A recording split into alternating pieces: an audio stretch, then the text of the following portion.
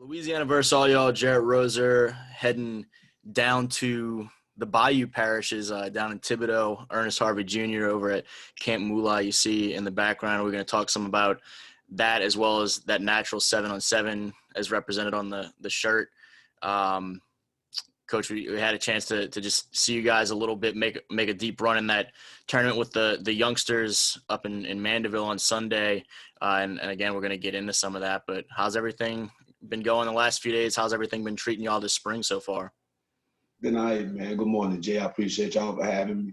It's been good, man. Of course, we staying in our lane doing what we've been doing for the last few years. Working hard, trying to get these guys in our area the opportunity that we haven't been getting in years. I mean, we're so behind down here. So we basically trying to turn this thing up for our next generation. And that leads in really well to kind of just setting the stage, getting into some of the background of how you got started with this. Obviously, I mean, a guy from the area grew up, went to Thibodaux High and Nicholls State. And then in, I guess, about 2015, you started off Camp Moula. And take me through what some of the spark was there for you, just kind of how it all got started to start building to where we are now. Well, actually, I was always doing like small trainings when I was a regular worker. Like training wasn't always my thing. It was just like a side thing. And I didn't have to where I was charging people. It was just, hey, I'm getting off. I got a spare hour. Meet me at the park. We can do whatever we can do at that time. But God ended up opening my eyes and showing me that basically you need to be doing more of this. So I ended up getting laid off. I was working at Weatherford like maybe 5 years at Weatherford, and the oil field took what it took. So I got laid off, and it was me sitting around thinking, what should I be doing? What's my purpose? What's my calling? And just applying for job after job, and was never getting a call, never getting the invite to an interview. So I took training serious. I started doing a lot of training. And then eventually I told the guys that I was training, hey, look, I'm about to take this thing to the top. I'm going to put a little price on it. I'm going to put a logo on it. I'm going to brand it. And everybody that's a part of what we're doing that's committed, I think, should benefit in a great way. So we took it from there. We went from a little small 15-yard grass field that was on side of my apartment complex to the parks. I was using like Martin Luther King Park, in which that's the park in Thibodaux, is all grass. And we got a park in Thibodaux, Heroes Park. That's a turf field. So I was going back and forth between there whenever I can, working with a lot of guys. And then once we took it and made it official, I think it was 2016 or whatever it was, we officially made it a program, and it blossomed. And at that point, I mean, you guys started with what, 10 or 12 guys officially in that first core group. What was that, some of those early days like, and then to see it start to grow to where now you've got folks, I mean, coming down and it's kind of a destination spot to come get with you guys when they can come get to the area and get some extra work. I'm guessing early on there might have been a little bit of uncertainty and just waiting for some of those early signs of, okay, yeah, this is really heading the way it needs to, and then to see it all kind of fall into place, I'm sure was very exciting and relieving and all those things. Yeah, most definitely. You got to understand, Jay. I'm a guy, I didn't play college football. I wasn't one of the highest recruited guys in the nation. I didn't play professional ball. So first things first is the question of who are you for you to be training my guy or my kid, So you basically had to show consistency. You had to show what you was doing was working. You had to show resiliency. Man, we was out there with tape measures at first. I didn't have no equipment. My cones were tape measures that I took from Weatherford in my school bag for work.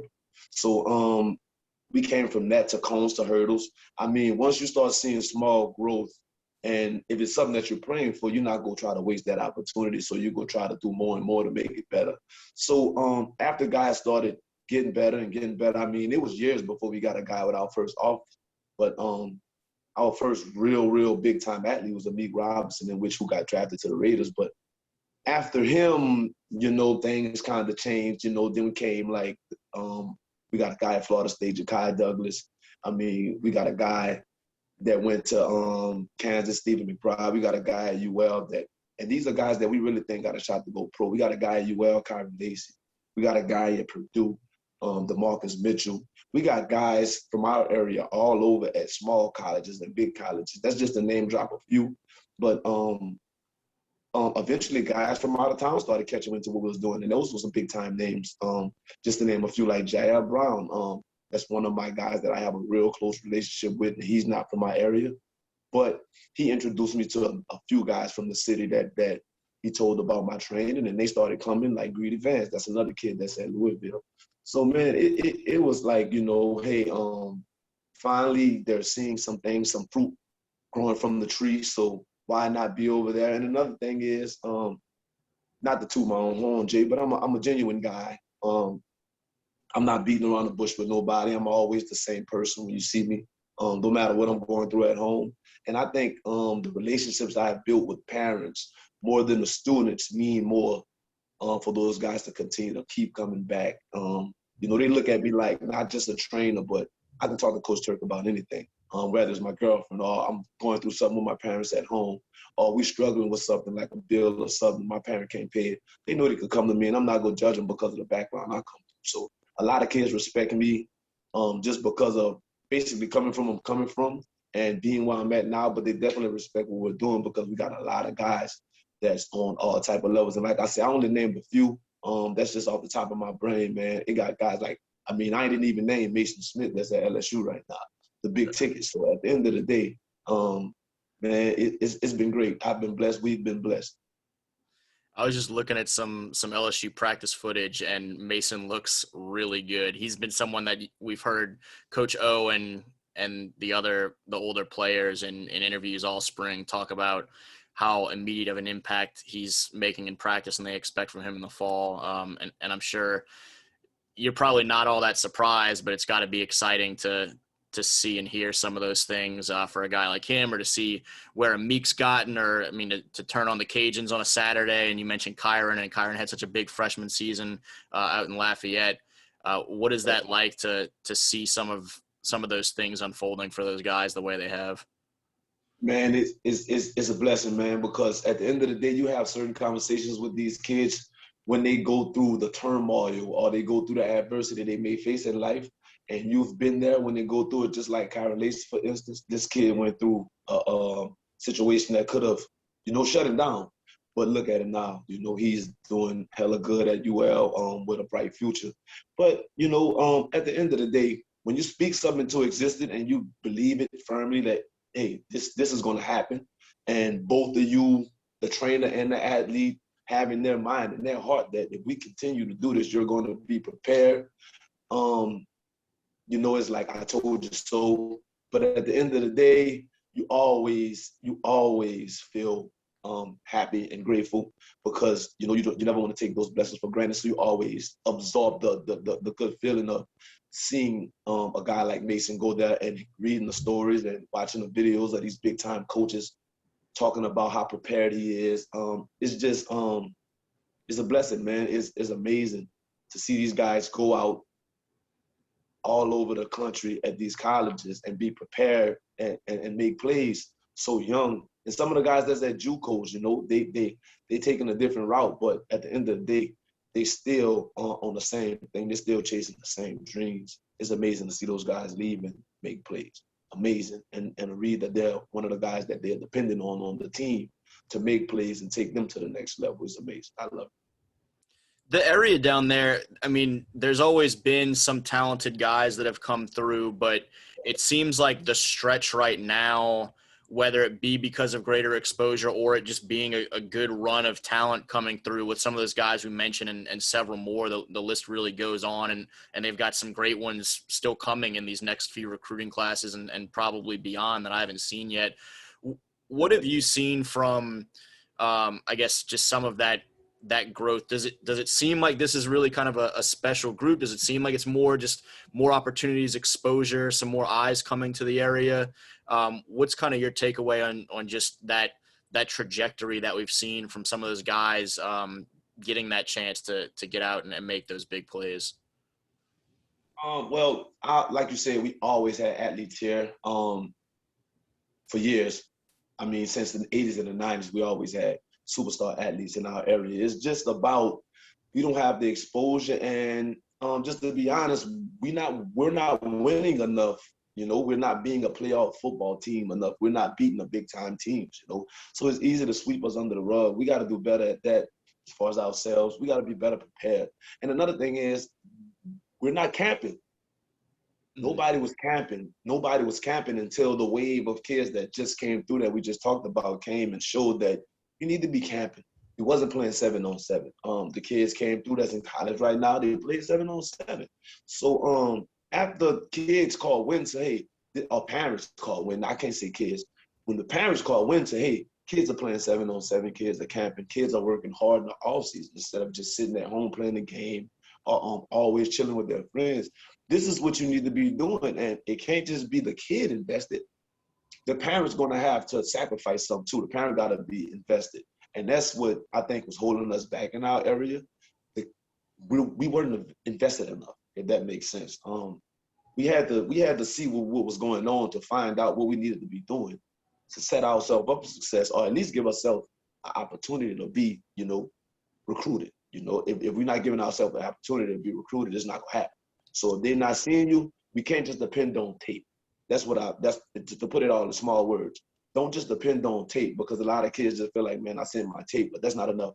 Colleges want to see you. Yeah, no doubt. And you've seen a lot of those guys who mentioned, and you see everything that they're doing and making these big impacts and being people that their teams can rely on at the college level in big college atmospheres and games, and now some guys getting onto the NFL as well. And all those guys have their way of coming back to. Meek came and was there for the tournament that you guys hosted over at the alma mater at Thibodaux, and I think it was pretty easy to see on some of those kids' faces how much that means to see some of those guys come back. And so that, as you mentioned, some of the relationship aspect that you've had a chance to it goes bigger than just the training sessions to see those guys come back. How cool has that been? Not just for you to get a chance to chop it up with them back in person when they come visit home, but to see what that means to these next groups that you're working with. It means first things first. It means the most for the next group, especially the young kids, the ones that's not juniors and seniors, the kids that's in 7th, 6th, and 8th grade. It means a whole lot because they really look up to those dudes. Like, I got kids that lay in the bed all day on Saturdays that watch Kyren Lacy. I got kids that look forward to watching Ja'Kai Douglas and DeMarcus Mitchell on Saturdays and all the guys that's playing on TV on Saturdays. And then on Sunday, everybody's looking forward to watching Amik, not just the kids, the whole community. Because, he's the only kid in the area right now that's doing pro things. So everybody wants to watch Amik, and when they see him, you know, it's even more of a light to be inspired. Everybody wants to know what he's doing or when he's working out, take pictures with him, just to be around him. The kids love him, and they embrace that.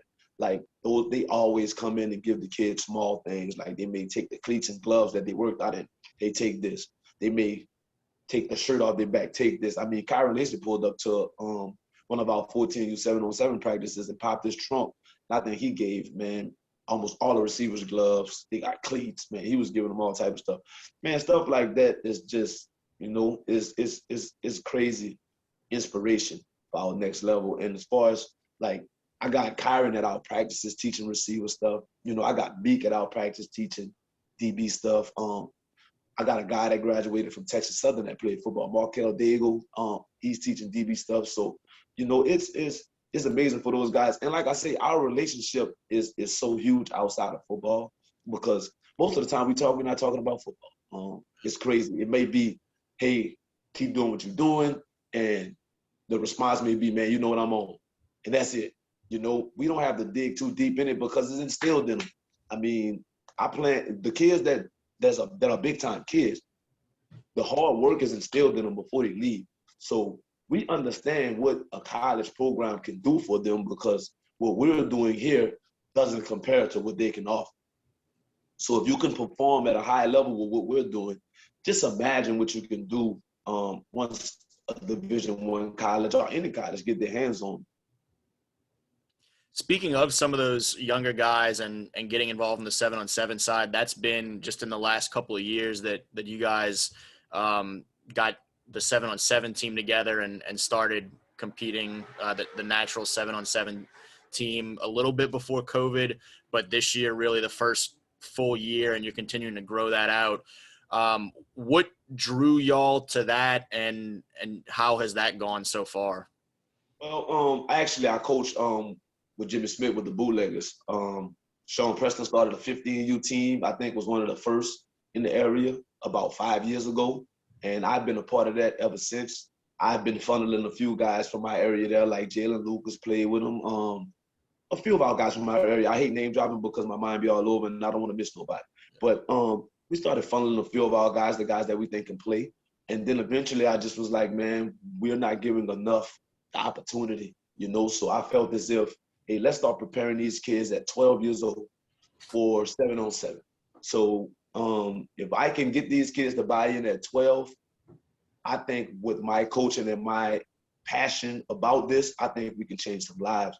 So I decided to tell Jimmy Smith I'll start my own little branch under the Bootleggers umbrella from my area, with kids from my area. And I started with 12U last year because I didn't want to interfere with coaching a 15U Bootlegger team. So we just did 12U at Battle last year. That was our only tournament, actually. And we did kind of good, in which COVID kind of broke our heart because we was looking forward to playing some more. But after that, you know, I told the kids that, hey, don't worry about it. Next year we'll come back and I'll move up with y'all. We'll be 14U. A lot of y'all will be 13, but we'll grab some of the 14-year-olds from the area and we'll have a showcase and we'll get together and we'll do what we do. And we'll go up to 14-year-old, we'll compete. So we did that. We did some fundraisers. We got some great sponsors that came through from the area. Got everything available that we could to make this happen. And then we started looking for tournaments that we can go to, and we set a schedule and we went to every tournament that we said we would go to. And man, those kids just locked in after we went to our first tournament, in which we did kind of bad. After that, the next 3 tournaments we went to, we ended up with top 2 rankings at the end of the tournament. We always end up scoring the most points or second the most points in the tournament. So they have developed a mental towards the game, and now it's just about teaching them the discipline and reminding them to remain focused on what you've been working on in your workouts at practice, because they lose sight of that in the heat of the battle sometimes. So we learning a lot on the fly, man. To be able to have 3 top 2 final rankings with your name in the top 3, it's been great for our program. Of course, we want to win the championship, but we've been doing good. We're developing good. We're getting better every game. So that's all I can ask from the kids. I'm real happy about where our program's going right now. And I know you just said you don't want to name drop too many because it's always a matter of once you start listing, you're going to forget somebody.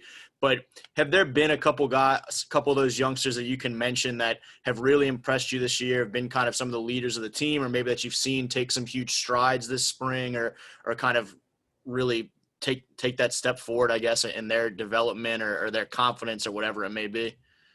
Most definitely, man. I got some ballers. I got a 14-year-old receiver in Quincy McKay, in which he's gonna be big time. I got the kid that played my running back is Jalen Coleman, goes to Vanderbilt. He's gonna be big time, and I'm naming some big time kids. These kids gonna be big time. I got some kids that have a lot to learn at their positions, like Riley Burton. He's a 14-year-old DB. I think it'd be good once he learns everything. I got a 14-year-old linebacker, Malik Miles. He's doing okay. He's learning a whole lot, just learning the position. But I always try to put the kids at the position that I think they're going to excel at. So all those kids are playing a position that I think they're going to be real good at. My quarterback is Cade Atkins. That's my QB1. He's a kid that's learning a whole lot, but he does make great throws when he's locked in. Makes mistakes here and there, but that's going to come with growth. This is his first year playing. It's everybody's first year playing 7-on-7 on our team. So everything is new, but Cade is learning a lot. I got another receiver. His name is Donovan. No, I'm sorry. He's a quarterback. He's a kid from New Orleans. He plays one of my quarterbacks. So we building. My 13-year-olds are real special. Honestly, I'm not gonna lie. Those kids are making plays on the 14-year-old level at 13. I got 2 receivers that's real good at 13, Bailey Streams and Jaden Carter, those kids gonna be good. So I think what I did was I got about 8 13-year-olds on my team right now, and about 8 or 7 14-year-olds.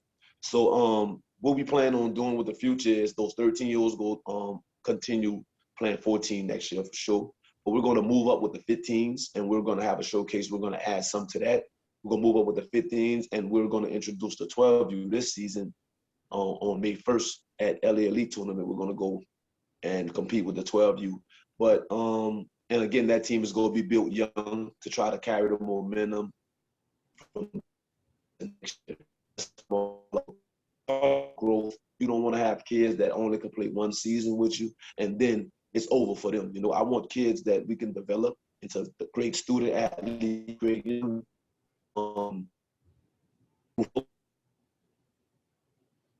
Yeah, that's exactly what I was about to ask about, is kind of those next steps and continuing to build out. But you just hit on a lot of that, of just adding the new age groups moving forward and continuing to have those opportunities for all those guys. Yeah, I got some kids that's I got a 13-year-old safety too that's Costa Martinez. He's gonna be real good. I got another safety, Zay Martin. He's a 14-year-old. He played one tournament with us, had 5 intercepts, 3 pick sixes, because champion 7-on-7 through pick sixes. So that just came to my mind. Just wanted to name drop those kids too, man. We got a special group of kids down on the Bayou that's going to take advantage of the opportunities that we trying to give them. No doubt. And as we mentioned with some of those older guys, folks are starting to see him all over the place, the college level. Meek kind of blazing the trail for this generation of guys off to the NFL, and a lot more to watch from you guys with the youngsters coming through. Appreciate you taking some time to talk about it this morning, man. I appreciate you, man. The natural is something I'm real focused on. Just as I'm focused on my training. We want to change some lives. That's awesome, man. Love it. Again, he's Ernest Harvey Jr. down at Camp Moula with those naturals 7-on-7 kids coming through, the multiple age groups now coming through, and for Louisiana versus all y'all, Jarrett Roser. I appreciate you, baby. Appreciate you, man.